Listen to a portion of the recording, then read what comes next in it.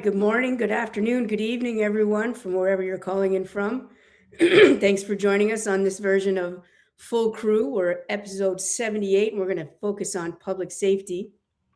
My name is Michelle Duquette, and I'm guest hosting here today. And I'm joined by Curtis Walters of Echodyne, Chris Sanders of Verizon Frontline, and my friend Tom Adams from DroneShield. And we're going to have a great conversation about understanding the various technologies and dependencies that public safety are benefiting from the drone community. So let's jump right in. Our format today is we have three articles that each of our speakers have selected to kind of help us understand and talk through some of the aspects, different facets of how this all comes together for public safety. So our first article is focusing on BV loss, and it's from Curtis from Echodyne, talking about the title of this is Extending the Reach, How BV Loss Ops Are Transforming Drone Response in Policing. So Curtis, we'll turn it over to you. Help us walk us through what caught your attention about this article and what are some of the nuggets that you want to pull out of it? Sure thing. So first of all, I'm Curtis Walters. I run our sales for our commercial business here in North America, and a big majority of that is in law enforcement. And we're excited about DFR, drone as first responder. Number one, just as a use case, right? We often get sort of pegged into counter UAS, just detecting drones, sort of the bad aspects of drones, but we love to enable good and proper use of drones, which there is, in my opinion, not much better than this. And so it's something that we live in and day out. And it's also kind of a timely topic that evolves pretty quickly. So the article is about drone as first responder, sort of the evolution of what that looks like and enabling these BV loss of beyond visual line of sight operations. So what DFR is, for those that may not understand, I'm quite confident most do, but it allows, police departments, when a 911 call comes in, to send out a drone to provide situation awareness where none existed in the past. And so if I'm responding to a potential hostage situation or something in the field, I now have a camera and I have visibility into that situation versus when I didn't have that before. The evolution of this process. So since I'm flying drones, I do need to operate under FAA guidance and regulations. And so there's been a bit of an evolution there, which the article walks through. So there's the initial phases, DFR 1.0, where you had a drone in flight, but you needed to maintain visual line of sight. So you needed someone to understand where that drone is so that we're not flying into another aircraft in the area. You always need to maintain visibility in airspace, safety around other objects flying in the airspace. And so it provides this detect and avoid capability. The starting point was I have an operator on the rooftop along with the drone pilot that's basically eyes on the target, and that's a good start, but it limits your capabilities. You may not have staffing to do that 24/7, and so good start, but with so much success with DFR, folks wanted to evolve that. So then there was sort of phase two, where blanket waivers were approved under Part 107 under FAA regulations, where you could then fly up to 200 feet where ADS-B was active in the area. So with ADS-B, it's a transponder-based solution where cooperative aircraft are basically identifying where they are in the airspace. Again, this is a good step in the right direction, allows you to fly a little bit further, a little bit higher than normal, but again, sort of limits you and your capabilities. And so the third option today is to obtain a waiver with an electronic observer that replaces that visual observer. And that's where our company and other radar companies and sensor companies in general help enable and that activity. And so the article walks through that, sort of the pros and cons of each approach, the evolution of that approach, and where things are sort of progressing. We're very pleased to be a part of that because, again, we believe that radar is a good solution for this, and the article depicts that in a good positive way. So help me understand a little bit about the radar, the platform. I mean, there are different capabilities with when we say radar, you really actually do mean a bunch of different things, right? Can you tell us a little bit more about that? Yeah, it's really, it's detection capability in all weather, right? Radar is, an active sensor. So I'm emitting energy out and I'm looking for responses to that. A lot of different ways to detect aircraft in the area. Again, there's sort of your cooperative aircraft that are beaconing out information. There's drones that have remote ID sensors that are out there. Radar is basically looking for anything flying in that airspace. So it's a good complement to some of the other technologies that are out there. So we detect, we track, and identify objects in the airspace. So then we can classify those. So we can say, all right, we know this is a bird, we know this is a drone, we know this is a manned aircraft. We feed that information back into a command and control platform with DFR, and we allow automated response based on what we see. And so if I'm flying a drone, I don't want to fly into a live flight helicopter. I don't want to fly into a manned aircraft. I don't want to fly into a delivery drone that's flying. Right? So that awareness around the drones enables automated operations to provide visibility, and it provides that safety solution that the FAA is looking for, right? The drones need to be able to detect and avoid other objects in the airspace, and this is a good fundamental foundational layer that allows that to happen. So it's the hardware sensors, it's that track data, it's that being fed back real time into a software platform that can then alert pilots and also automate actions based on that. So that's a good segue. Before we move on to the next articles, Chris and Tom, I imagine both of you have some thoughts about the criticality of radar technologies in public safety operations. Chris, you want to go first? Absolutely. I've been in drones for a long time. And matter of fact, I was using Echodyne's drone ground radars back in 2018 and 2019 for beyond visual line of sight stuff that I was doing as part of a nationwide waiver that I was part of. So I have familiarity. And I think that as technology increases and as things move forward, bringing all of those technologies together into fusion, whether it ends up being a UTM type model where you're fusing different technologies together to integrate UAS into the national airspace, so that all the drones that are going to be flying within the next 5 years between public safety and their DFR, which public safety now has over 600 active DFR programs across the United States. There are another 1,500 in the hopper waiting for their waiver approvals, right? So that's expanding rapidly. Drone delivery is expanding rapidly. So airspace is going to get dense real quick. So technology and regulation have to work together really well to enable a lot of that, right? So as all of that moves forward and all of these technologies start to come together, layering them in a way that they interoperate with each other, that they increase safety and efficiency and reduce stress load on RPICs who in some situations now out in the field are having to look at 2 and 3 different screens to fuse data together in their head. Getting to a point where a lot of that happens autonomously, I think, is going to be important in the futures. But we've made and I think you'll all agree with me, we've made a lot of progress. So, yeah. Absolutely. Thank you.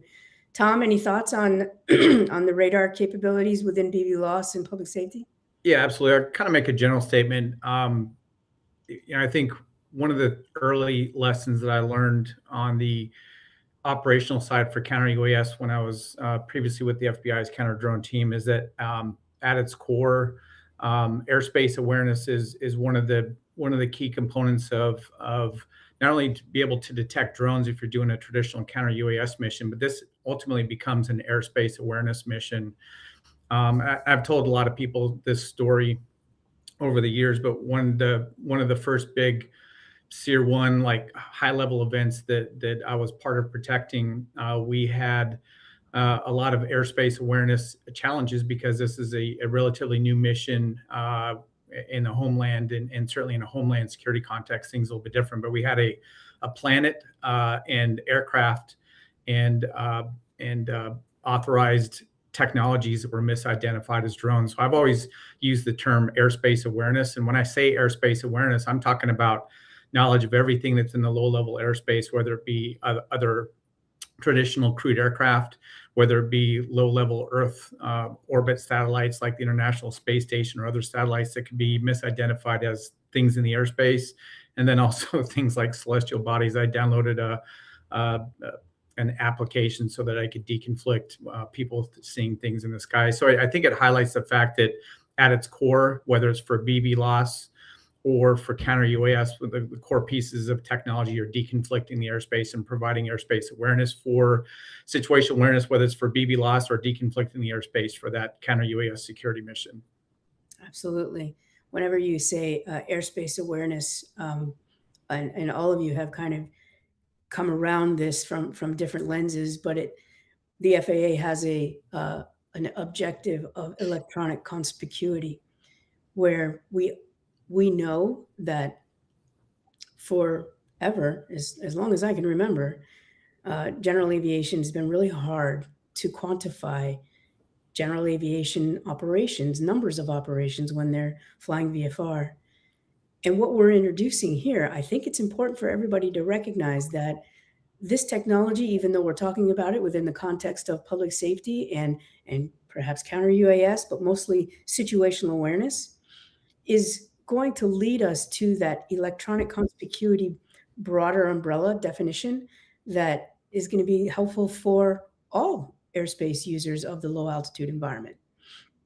So it's super important, Curtis, the radar technology that is the fundamental enabler of being able to detect whatever the traffic is, whatever the object is. It's foundational. You have any other closing thoughts? I'm glad you brought up electronic conspicuity, because it's a frequently used term these days, and it doesn't roll off my tongue just yet, but I mean it's pretty simple, right? Every aircraft has to be able to detect and be detected in that low altitude airspace. ADS-B and remote ID are great for the be detected side of things, but it's cooperative traffic. So radar enables the other side of that, right? It's everything else that's in the airspace. Independently detects day or night, doesn't get tired, doesn't go off shift, right? So this enables the operation and extends the capabilities, again, which DFR, I believe, I'd love to see it proliferate everywhere, and we hope to be a part of that, whether it's our solution or others. And then, maybe pie in the sky down the road, right up your alley, right? Maybe this becomes shared infrastructure for both sides of the house, counter UAS, for delivery companies, right? To just enable visibility. Now I know friend versus foe. I know exactly what's flying in the airspace, so that we have good and proper usage. We have customers doing very cool things on the the good actors with drones, and we want to extend that. And so hopefully that gets baked in. We haven't talked about legislation. We operate under waivers today with Part 107, with Part 108 forthcoming. Hopefully this just gets sort of baked in. So now we're not having to go through the waiver process. And now we have more, streamlined types of activity, types of sensors, some firm settings where we can go in and say, all right, now if I have this type of solution, I have this type of data, it becomes much more simpler to, create and expand a BB loss or a DFR program, so that I can move more quickly versus have to wait and interact on this waiver process. Yeah, I couldn't agree more. Having it become part of the infrastructure so that it's a given, so that my favorite word, interoperability, is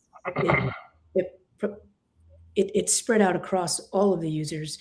It doesn't matter what the mission is at that point. Everybody's able to value and find benefit from it. Yep.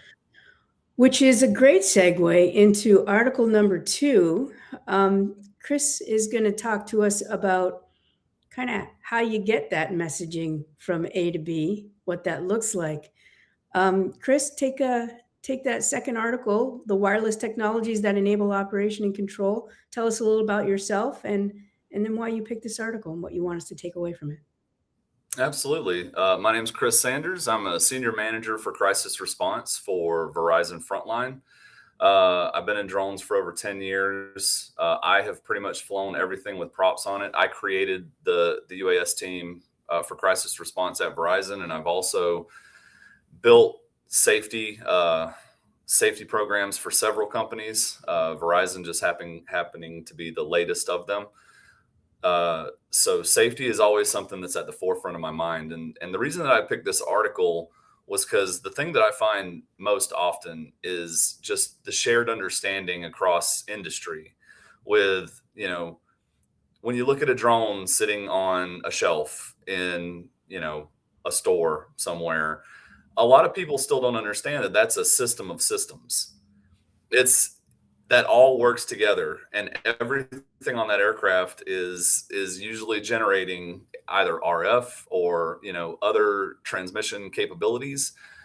So understanding, especially when it comes to public safety, understanding the platforms that you're using, the transmission systems that are on them, and how those work, especially in the operating area that you're in. Like trying to fly drones in downtown New York City is vastly different from trying to fly drones in northern Montana, which is vastly different from trying to fly drones, on the border in Texas.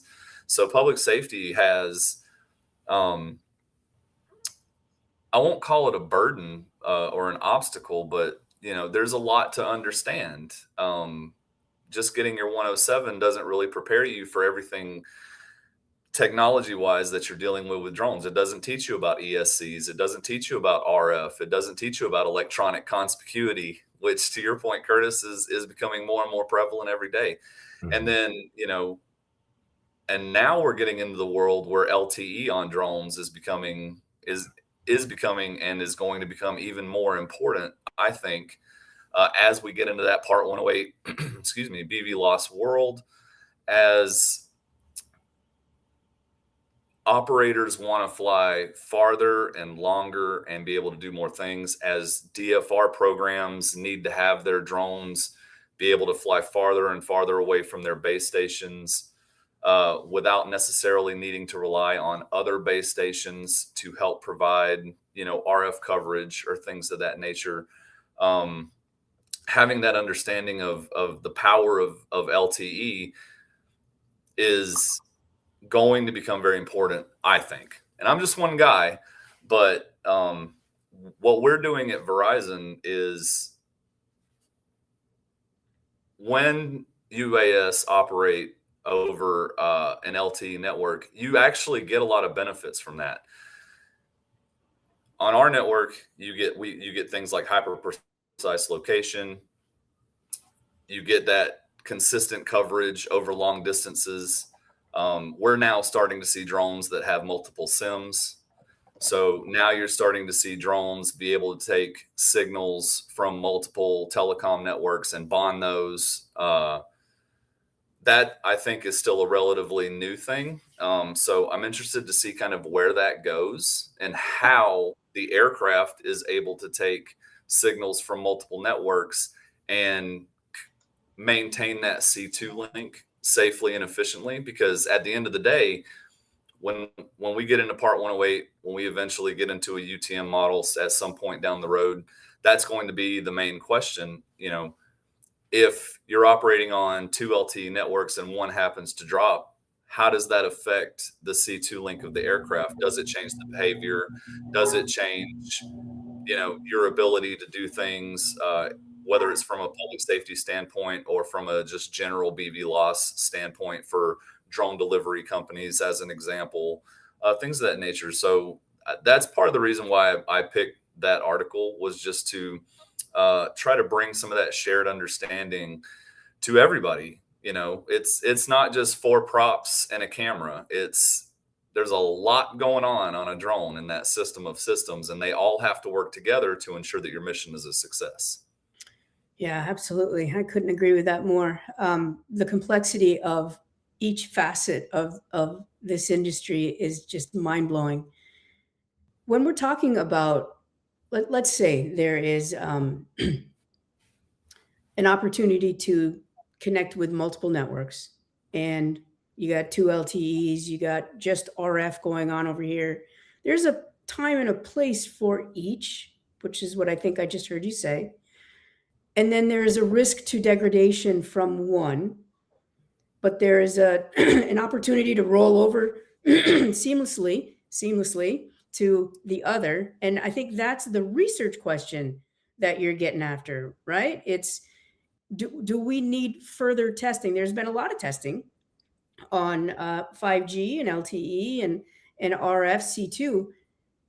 What else do we need to hone in on? Is it that transitioning between different networks or different kinds of networks? Where do you think that sweet spot is for research today? We've got 2 new test sites that have just entered the ball game. What do you recommend they focus on? It depends on what their use case is, right? If we're looking at solving, Let's just keep it or within the public safety realm. yeah, we can do that. So especially in the public safety realm, as it relates to DFR, if you're operating a drone with multiple SIMs, making sure that if you get degradation from one network and it's using both networks, what does that C2 link look like as one degrades and the other doesn't? How much is it relying on RF? Is it bonding all three? What does the loss link behavior look like when you're operating on that many different modalities? And making sure that flight safety is ensured is one thing that I think needs more testing, because each of the telecom networks and how drones operate on those networks is different. We do it differently from the other carriers. So, and I think probably, if I could say anything, I think one of the most important things is that the 3 facets that's going to make that successful have to come together. So technology and the companies that are making the systems, the platforms, have to come to the table. Carriers have to come to the table, and regulatory also, the FAA, FCC, especially when it comes to transmitting over 5G, which is largely restricted in a lot of areas. So getting the 3 of them to the table and saying, if we're going to do this, how can we do this and ensure flight safety and mission success for public safety or any use case? And once you solve that problem, rather than operating in silos, then I think you're going to see a lot more forward progress. Okay. All right. Tom, I'll switch over to you. Do you have any thoughts? Yeah, I have a lot of thoughts. I look at all this from a different lens, quite a different lens, actually. I'm a big drone advocate. I love how drones are being used for public safety, for inspection of critical infrastructure and such. And part of the infrastructure or the capabilities of drones that enables these beyond visual line of sight drone activities are, the safety and security of those operations, deconfliction, making sure you have connections. And so you see these technologies come up where you have multiple ways in which drones can communicate and be controlled, and it's fascinating. So that enables that's safe and secure communications to enable these secure links and such. From my standpoint, I look at this as a challenge for us. Those things that enable those beyond visual line of sight drone activities with the C2 links also makes the counter UAS challenge all that tougher. So I've been in the kind of the drone side of things for getting close to 10 years now, and have learned a lot about drones over the years. And there's a lot of different aspects about drones. You have, rotors, motors, telemetry, and all these different components of a drone that enable these flights. The thing that is most crucial for counter UAS, and a lot of people get really overwhelmed with the fact that you got to learn about drones and counter drone stuff. The most crucial aspect of a drone that's going to determine how you detect and defend against drones are the ways in which drones navigate through the airspace. Mm-hmm. So if you have a drone that's switching between different links, whether it's 2.4, 5.8, 9.15, LTE, or whatever the case may be, that makes it challenging for RF detection systems to keep up and to be able to detect and determine links that might be C2 links for a drone. On Friday, Dawn posted an article about L-band being used as a drone C2 link. And so that just kind of really makes a challenge, but also highlights how important radar ends up being as a tool, because no matter what RF link or method that they're using to communicate, if it's RF based, that radar has the ability to physically detect that drone. But this just kind of goes to show you why you have to have a layered approach for both detection and defeat. And I know this has nothing to do with what Chris does, but I just look at it from a different lens. It's fascinating. So those of you that are trying to learn a lot about drones and how it impacts your counter UAS mission, pay attention to how these drones communicate and navigate through the airspace. It may be via RF, or it may not be via RF at all. So that's why there's always going to be a layered approach for the detection and defeat, which I'm sure we'll go into a little bit more. Excellent. And if I may add, as drones start to operate on LTE networks, you get a lot more information, right? Which could help towards that detection approach, because when we're operating on an LTE network, a lot of the testing that we're doing, not only do you see the aircraft, you can have networked remote ID, you can integrate all that into ADSB and the system for NAS integration.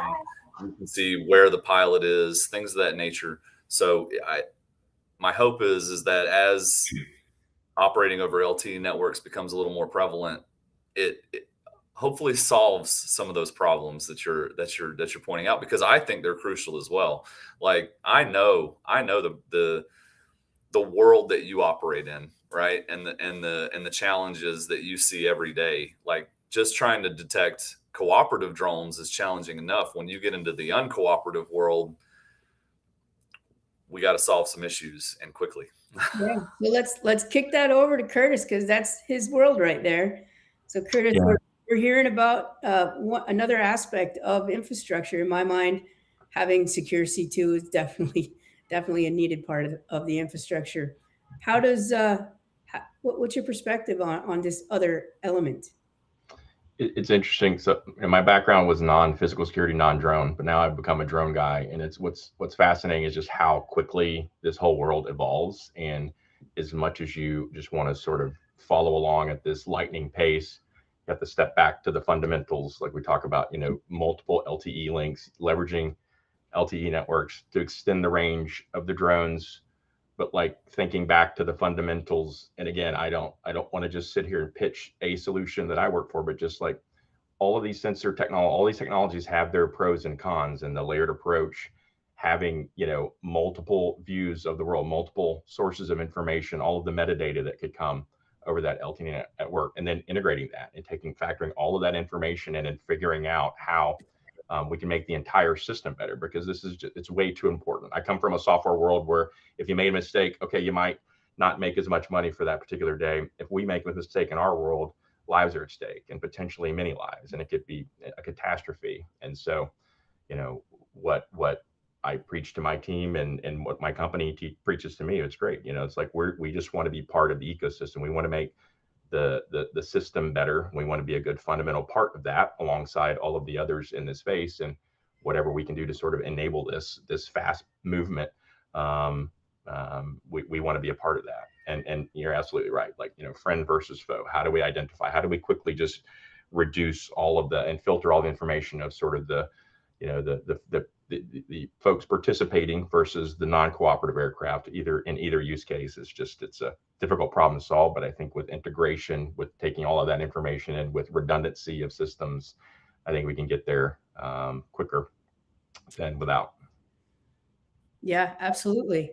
So in my head, the redundancy and layers, there's another perspective in my head, that is, it's not just a redundancy of capability amongst those layers, but it's an interconnectedness. So imagine a world in the future where the radar technology is learning from what that C2 network is feeding back and forth, and that C2 network is also learning from the radar sensors. Yep. That becomes a fused narrative that then Tom at DroneShield is using. His intelligence now becomes multiple, significantly more effective. Yep. That's my definition of interoperability. So what you all are describing through the layers ends up being what our North Star should be for electronic conspicuity. Yeah, reduces the false alarms and all those factors that causes operators to just avoid the system, and that's what we can't have, for sure. Yeah. Absolutely. So, Tom, let's kick over to you for article number 3. So, I appreciate you, my friend, because you are operational just like me, and it's easy for me to resonate. So you picked an article that is going to talk, no kidding, about ops. Why don't you give us a little intro about yourself and then get into it? Yeah, thanks, Michelle. Just making sure I'm off mute. That's one of my bad habits. Tom Adams, I'm the Director of Public Safety for DroneShield. I've Retired FBI, spent a number of years as a bomb technician, and then spent my last 3 years with the Bureau as part of the counter drone team doing high profile events and operations, including in the New York City, Manhattan area, which is what this particular article focuses on. And a couple of reasons why I think this article is significant is that, one, it's talking about the deployment of technologies by the New York Police Department that a year ago or even a few months ago would have been unheard of, because those authorities didn't exist. And if those of you that have been in the counter drone space for the last few years, ever since DOJ and DHS were granted their authorities with the Preventing Emerging Threats Act of 2018, which is part of the FAA Reauthorization Act, a number of advocacy groups, individuals, corporations, agencies, trade associations have been advocating for the expansion of counter drone authorities to state and local law enforcement, critical infrastructure, corrections, because this is a very difficult and challenging homeland mission. And if you'd been to any counter UAS conferences over the last few years, you could have just pressed a button, a recording, and played the need to expand those authorities. Well, they finally happened with the Safer Skies Act that was passed in December 18th as part of the 2026 National Defense Authorization Act. And that language was, I'm usually fairly critical of the congressional language that comes out on counter UAS. This one was actually pretty solid. It expanded authorities to state and local law enforcement, corrections, to be able to use drone detection and defeat technologies. Of course, there's caveats associated with that, especially on the mitigation side, where state and local law enforcement and corrections personnel that are trained, that are going to be deploying mitigation technology, have to be trained and certified at the FBI's National Counter UAS Training Center.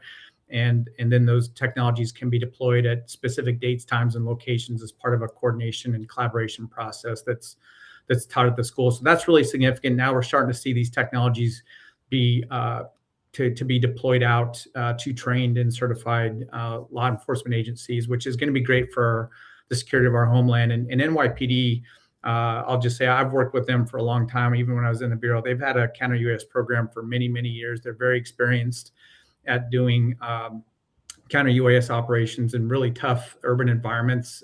New York City is a very tough place to operate. So I think that's another big aspect of this article, is we've got counter UAS technologies are going to be deployed in urban environments around the U.S., especially with FIFA World Cup and America 250 events coming up. And then further down the road, we've got the Olympics in L.A. And then, of course, there's a subset of those Olympic Games being held in Oklahoma City area.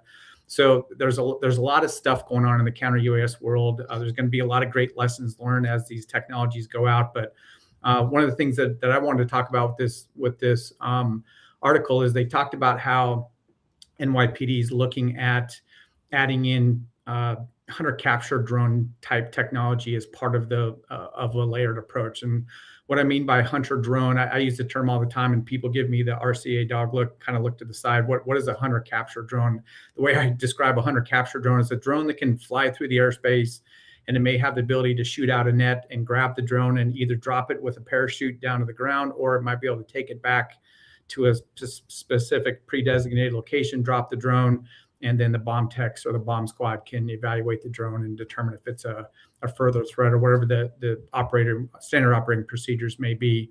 But it highlights the need for a layered approach, as we mentioned earlier, because of the ways that drones navigate through the airspace, either via RF, not via RF at all, or via some sort of a hybrid approach. You have to have a layered approach. So there's technologies that can take over drones, cyber takeover technologies that can take over some types of drones and make them land in a specific location. You have RF jamming capabilities. And then when it comes to if those technologies don't work for this particular drone, or it's not flying via RF at all, now what do you have?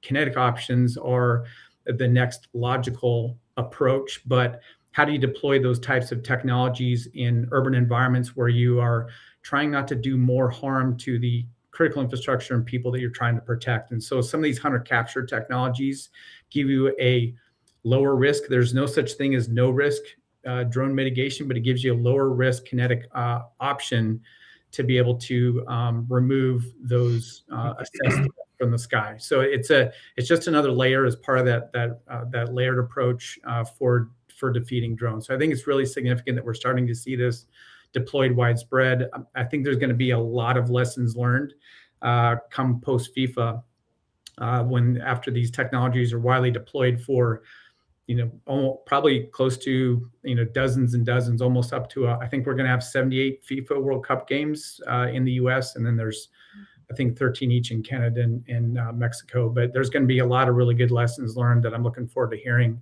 after FIFA.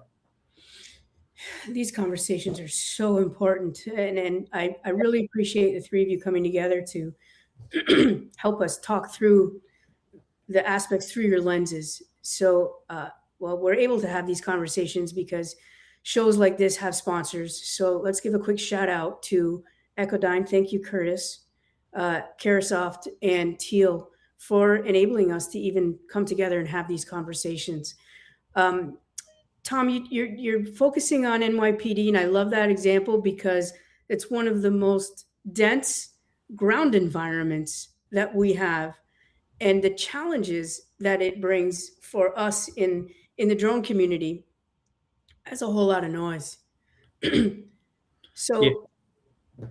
Sorry? No, go ahead, Michelle. I'm sorry. Yeah. So I want to kind of dig into that just a little bit as we wrap up our session here.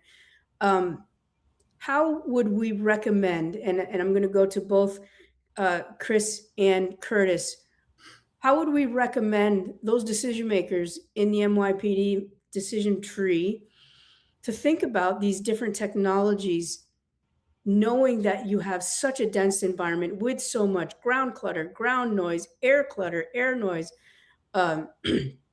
disruptions?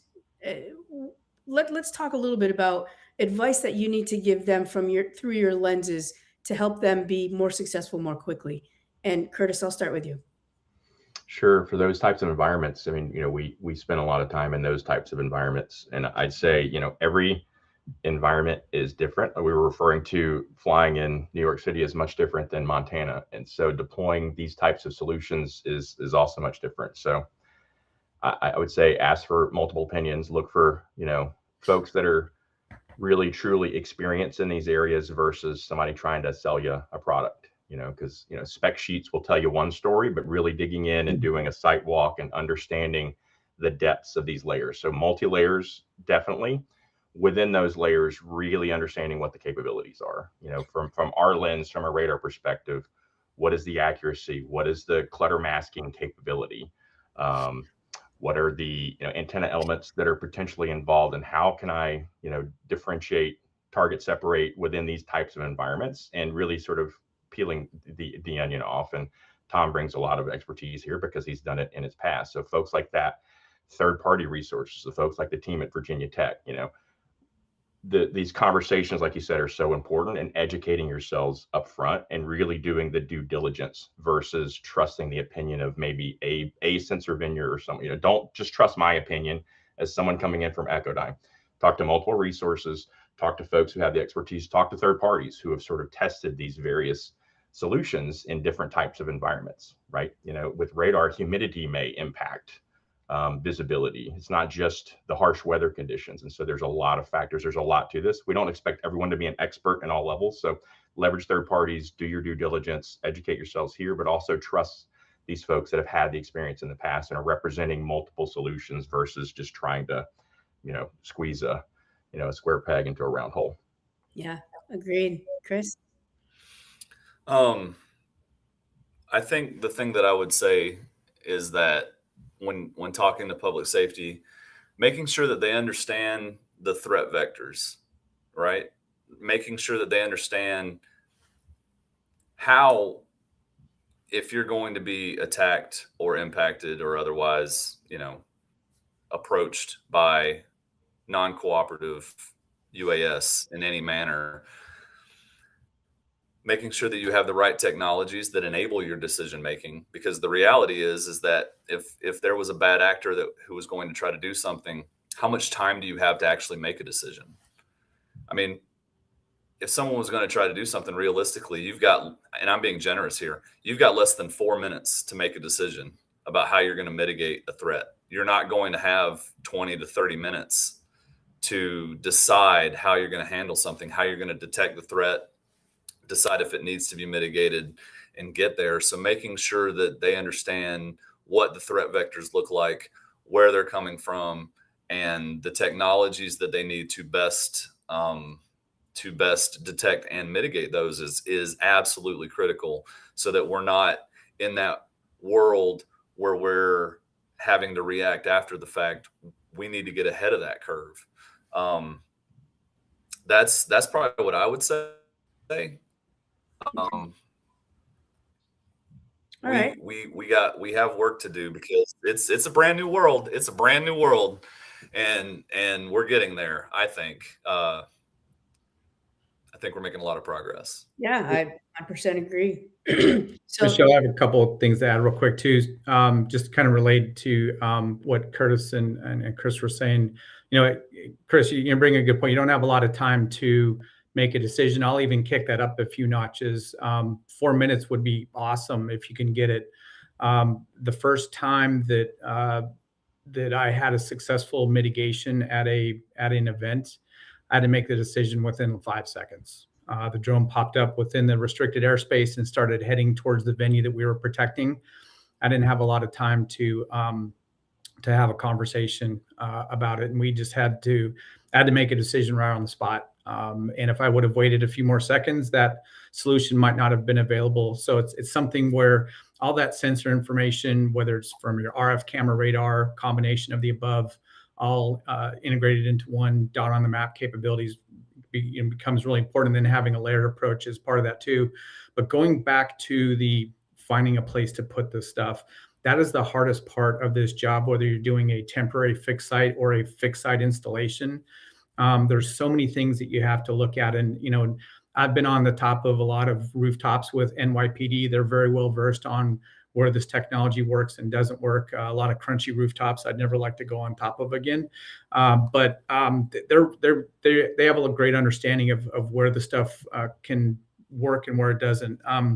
Some things that really end up being challenging is a lot of these sensors do better when they have a good field of view with no obstructions at the top of a building where you can, the sensor can see for miles. The challenge is that you can sometimes height might not be your friend. So a lot of buildings up in New York City are really, really tall. If you put something up on the top of a 100-story building, you're going to have a huge blind spot underneath. You might see out in the distance, but you might have a blind spot. So maybe you do put something up there, maybe you don't, but maybe you supplement it with something at a lower altitude. You also got to look at what sort of communications capabilities are already sitting up on top of those buildings. Those things that made that building a great spot for your counter UAS system also made it a great spot to be a communications relay, or a cell phone tower, or some cell phone capabilities and things like that. Is there network up there? Is there power up there? Where's your sensor feed going to? All those types of things. One of the things that a term that we coined when I was on the team is we never found the perfect place to set stuff. We always tried to find the least worst location, because there's no such thing as ideal. So we just try to find the least worst location and layer with multiple types of sensors. And sometimes we would have duplicate sensors with different fields of view on different sides of the venue that we were protecting. So you sometimes have to be creative to make up for the fact that it's really hard to find a place to put these sensors where they're going to be the most successful. So let's capitalize on that. What I've heard from all three of you is that there is an element of tuning that has to happen in order to get the best effector that's possible for the mission. So let's talk a little bit about that within the context of your lenses and the articles that you brought. Chris, we'll start with you first this time. There's a whole lot of technical tuning discussion within the article that you brought to the table. Let's talk a little bit about this particular environment. It's NYPD, it's New York City, it's very congested, and it's very noisy. What are some tuning considerations that should take place for C2? I think making you said, you hit the nail on the head, right? There is so much RF in New York that, ensuring that your aircraft is operating in such a way that it's not getting multipathing or GPS interference, RF interference, Wi-Fi interference, because every building's got Wi-Fi on every single floor, and there's a lot going on as far as tuning. I think a lot of that is going to end up falling on the drone manufacturers themselves to ensure that as those different feeds coming in, whether it's operating over primarily RF or Wi-Fi or LTE, or even, potentially SATCOM in some cases, making sure that how it's receiving that data and that it's being prioritized to ensure that C2 link, to ensure that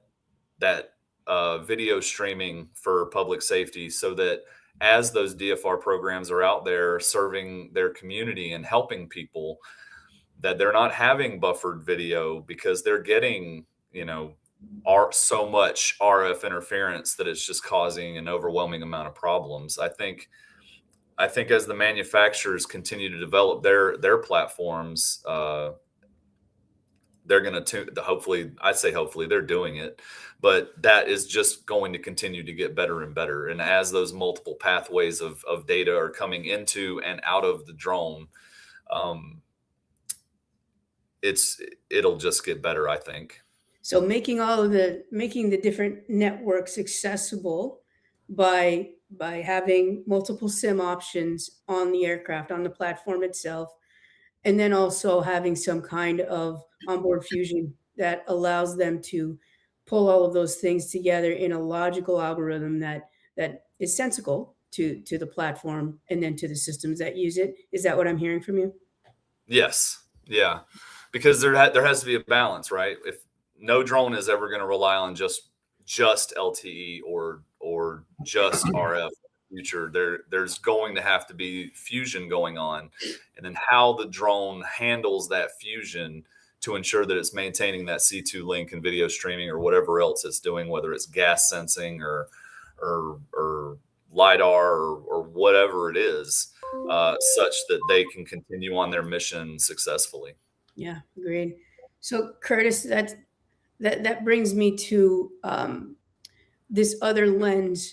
So we just heard Chris talk about the platform lens, and I think you have a system lens where your radars, you need to tune them. I mean, number one, getting anything that's meaningful in this low altitude operating environment is crazy.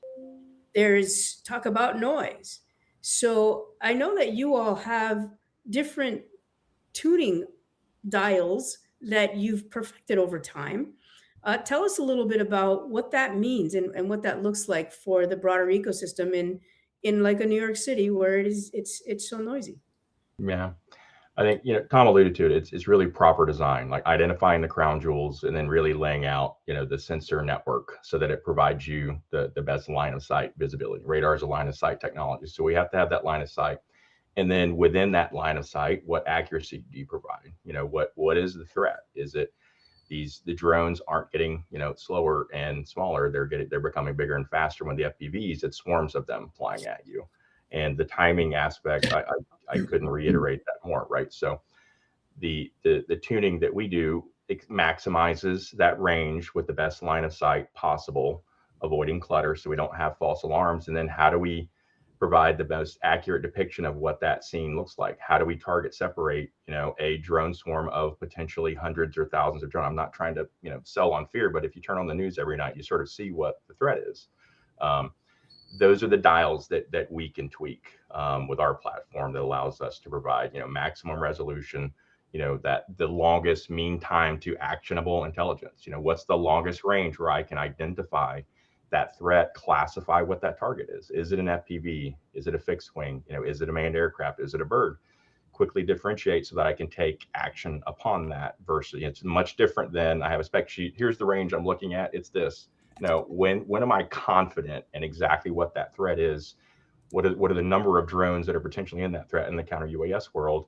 And we design around that and tune appropriately. And that's predicated upon the other intelligence that is coming into the system, right? Yep. And then you have multiple opinions, correct. You have other sensors, you have sensors that are working together, you have camera analytics and others. So it's not just an opinion, because if you're going to take action with around mitigation, there's risk, as Tom mentioned. So you want some certainty there and multiple opinions that, yes, this is absolutely a threat that we need to take action on. And you need to have that as quickly as possible. Nice. Okay, Tom, you're going to be pushing the button here. So you have all of this intel coming in. What's the tuning that happens on your side? Yeah, so the biggest thing, I think the hardest part of this mission is the drone doesn't tell you if it's a good drone or a bad drone or what its mission is.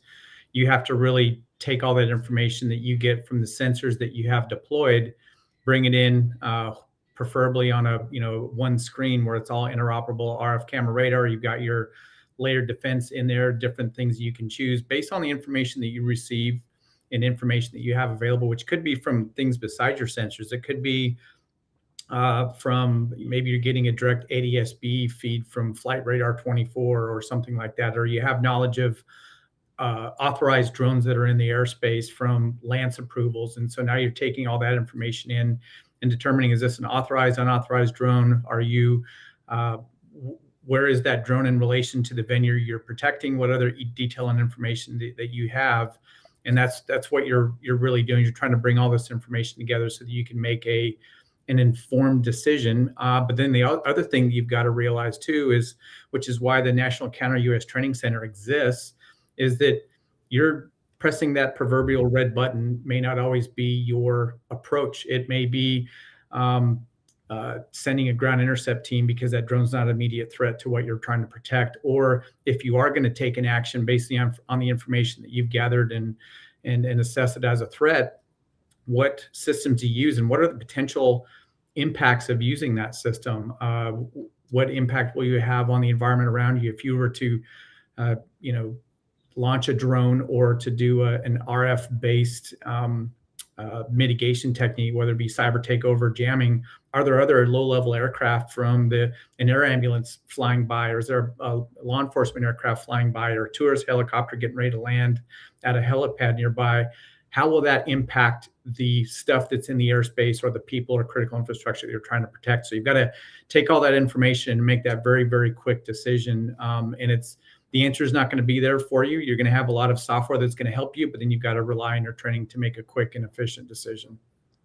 Which would kind of foot stomp the desire to have this thing called electronic conspicuity It helps. at some point in the very near future to help with that decision making. So, guys, I think we've made it very clear that we have multiple layers that are necessary, that are infrastructure in order to enable public safety, safe and secure drone use and mitigation for the nefarious drone activities. And that it's really complicated and just writ large. But when you get into a New York City type of environment, the complexities just are magnified. So we're going to close out here by kind of going around the horn. And in general, this is a public safety themed show today. So in general, from your perspectives, give a little bit of context and counsel for the public safety community. There are some like NYPD who are very mature. There are others who are not.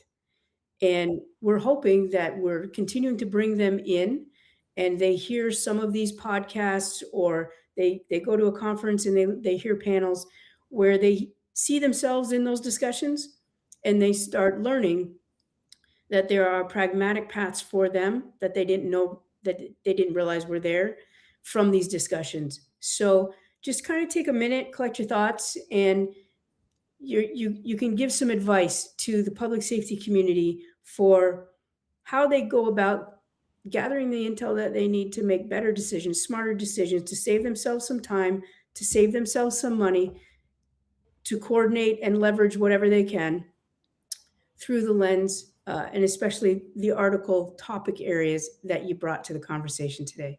So I'll throw it right back to you, Tom. Why don't we have you start? Oh man, I was hoping to go third. Oh, good. I think for me, I was walked into this field with having a bomb tech background and having a UAS background. I had no counter UAS experience. None of us are really coming into this sector. For me, I'm talking from the counter UAS side, certainly not the part that Chris works in, but nobody comes in being with a, for the most part, not a lot of counter UAS experience. So everybody brings something a little bit different based on their background and experience. Don't be afraid to ask questions. Don't be afraid to jump into this industry. It's going to be continue to be a fast growing industry. Ask questions. Feel free to reach out to me via LinkedIn or through DroneShield if you have any questions that I can answer for you, whether it's technology related or just counter UAS in general. But don't be afraid to ask questions. We're all learning. This is a journey we're all going to be on together for decades to come. So looking forward to working with you all in the future. Good. Is LinkedIn the best way to get a hold of you, Tom? Or it's a good way. Yeah. Yep. That's a good way. Yeah. Tom Adams. Okay. Curtis. Yeah, I'll say, we've kind of pivoted from my article over to counter UAS, and I would just say, seek the advice of others, like I mentioned, but really, test the systems and test the outlier scenarios. Don't test the easy scenarios. Oftentimes we'll show up and you're testing, if you're looking at a counter UAS solution that potentially does mitigation in a New York City, right? You're testing a DJI drone that's emitting an RF signal and remote ID beacon, and any sensor on the planet can pick that up. Test the modern threat as best you can. And if you can't do that with the technology that you have, leverage partnerships and bring in other resources.